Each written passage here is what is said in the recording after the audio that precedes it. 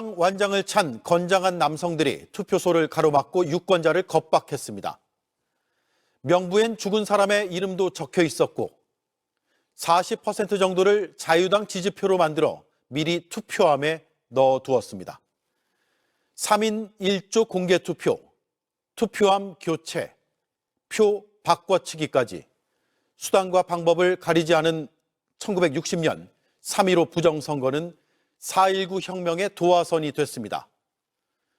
1963년 그에 대한 반성으로 입법, 사법, 행정 어디에도 속하지 않는 중앙선관위가 출범했습니다. 그리고 선관위가 독립적 헌법기관으로 한 단계 더 올라선 건 1987년 6월 항쟁의 산물 직선제 개헌 덕분이었습니다. 그 이후 선거 범죄에 대한 단속권과 조사권까지 부여받았습니다.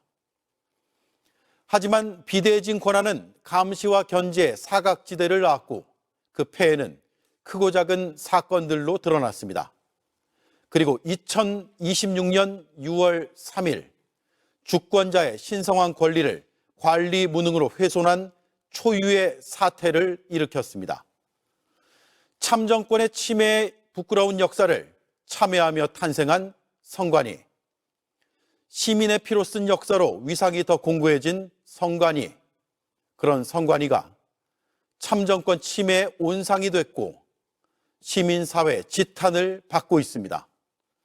존재 이유를 묻지 않을 수 없습니다. 앵커 한마디였습니다. 대통령은 반성이라는 단어도 꺼냈습니다. 참정권 침해의 문제를 제기하는 청년들을 보며 자신이 덜 심각하게 생각했던 것이 아닌지 주권 감수성을 돌아봤다고 했습니다. 또 그 청년들이 귀하고 감사한 존재라고 말했습니다. 이후 사부 요인을 만난 자리에서도 중대한 참정권 침해라며 선관위에 합당한 책임을 져야 한다고 강조했습니다. 최규진 기자입니다. 이재명 대통령은 선관위의 투표용지 부족 사태는 어처구니 없는 일이라고 했습니다. 민주공화국 대한민국의 투표권 행사를 정부가 저렇게 대책 없이 속된 말로 어영부영 대충 해가지고 주권 행사를 못하게 했다? 이거는 표의 숫자나 결과의 문제가 아니라 그 자체가 매우 심각한 문제다. 그러면서 참정권을 요구하는 이들과 부정선거론을 앞세워 시위를 벌이는 세력은 전혀 다르다고도 했습니다. 정치적 목적을 가지고 명백히 사실이 아닌 것을 계속 끊임없는 선동과 세뇌를 통해서 뭔가 세력화의 수단으로 삼는 거하고 어떻게 투표를 못할 수가 있어? 우리 대한민국에서? 라는 문제 제기는 완전히 차원이 다릅니다. 투표용지 부족 사태가 알려진 뒤 첫 반응으로 선관위가 대응해야 할 일이라고 밝혔던 청와대. 문제를 지적하는 청년들 덕분에 심각성을 깨달았다며 반성했다는 말도 덧붙였습니다. 저도 그 생각을 못했거든요. 이거 열 몇 명이 투표를 못했다는데 투표 결과 영향도 없고 라고 생각한 측면이 없지 않거든요. 청년들이 문제 제기를 하는 과정을 보면서 나도 참 민감도가 많이 떨어져 있는 거 아닌가? 이재명 대통령은 근본적인 대책이 필요하다며 투표용지 부족 사태를 수사할 검경 합동수사본부를 지시했다고 밝혔습니다. 기자회견 뒤 선관위원장을 제외한 4부 요인들을 만나서도 선거관리 대개혁 방안을 마련하기로 뜻을 모았습니다. 일단 진상을 명확하게 하는 것이 필요하겠고 두 번째 어떤 형태로든 국민의 시각에서 그에 합당한 책임을 져야 할 것 같고 마지막으로는 어떤 가능한 대안 대책이 있는지도 함께 논의해야 될 것 같습니다. 청와대는 다만 오늘 자리에서 개헌과 관련된 이야기는 나오지 않았다고 설명했습니다. JTBC 최규진입니다. 투표용지 부족 사태에 항의하며 참정권을 외치는 집회에 다양한 시민들이 참여하고 있습니다. 특히 지난 주말 참가자가 큰 폭으로 증가했습니다. 2030 청년들이 많이 보였습니다. 아기띠 메고 유모차 끌고 미래 세대와 함께 나오기도 했습니다. 이들은 일부 정치 세력이나 부정선거 음모론자들과 분명히 선을 그었습니다. 태극기 외에 다른 나라의 국기를 흔들지 말자는 공감대를 만들어냈고 본질을 흐리는 구호는 자제했습니다. 자발적이고 자주적인 그 집회의 물결에 편향적 주장과 음모론은 밀려났습니다. 저희가 그 집회에 참여한 시민들을 만나 목소리를 들어봤습니다. 윤정환 기자입니다. 지난 주말 서울 잠실개표소 앞을 가득 메운 수만 명의 시민들. 참정권과 재선거 이외에 본질을 흐릴 수 있는 다른 구호를 자제했습니다. 애국가만 외쳐달라, 태극기만 흔들어달라는 벽보가 붙었습니다. 일부 정치인이 현장을 찾았다 제지를 당하기도 했습니다. 전한길 등 부정선거론자들과도 선을 그었고 청와대로 가자는 요구도 거부했습니다. 주말 사이 새로운 질서가 만들어진 겁니다. 취재진이 이에 동참하는 시민들을 만나봤습니다. 근데 이런 운동 하나로 인해서 저쪽이든 저쪽이든 이런 문제가 아니라 기본적인 권리를 되찾고자 하는 거니까 갈라서지 않고 그냥 하나가 돼서 융합되는 그런 거를 저는 목표로 삼고 있어요. 민주주의 보편적 가치를 강조하는 목소리가 많았습니다. 자발적으로 온 것인데 여기에 정치인들이나 이런 분들이 찾아오셨을 때 이게 자칫 한쪽의 정치적 성향이나 정치적 집단으로 보이게 될까 봐.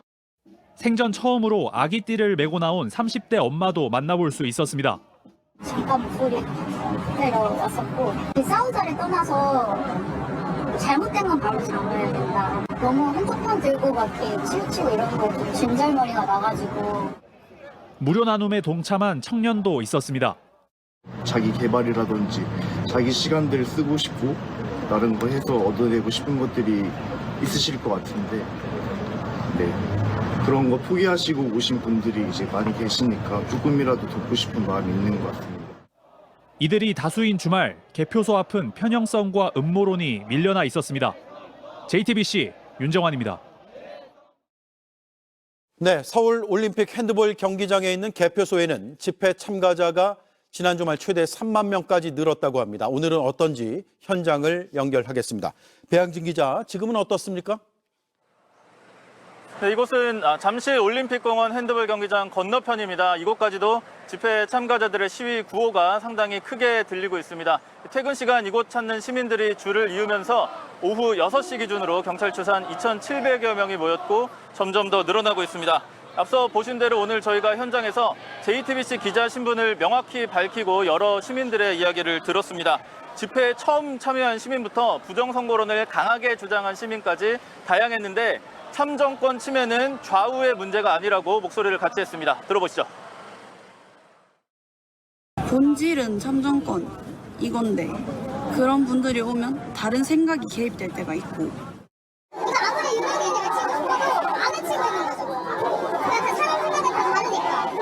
여기는 참정권을 지키기 위해서 모인 거니까.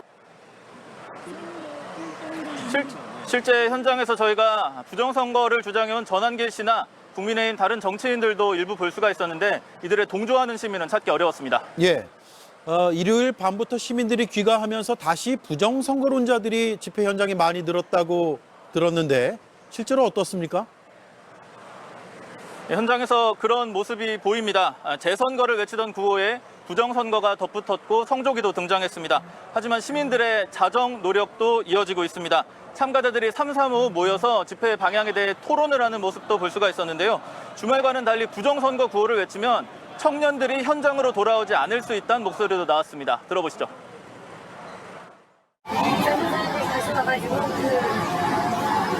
원래 했던 대로 하면은 여기 다리 지지시고 계신 분들은 기다려 왜 갑자기 또 와가지고 부각이지 않아. 그래 지금 뭔가 너무 그리고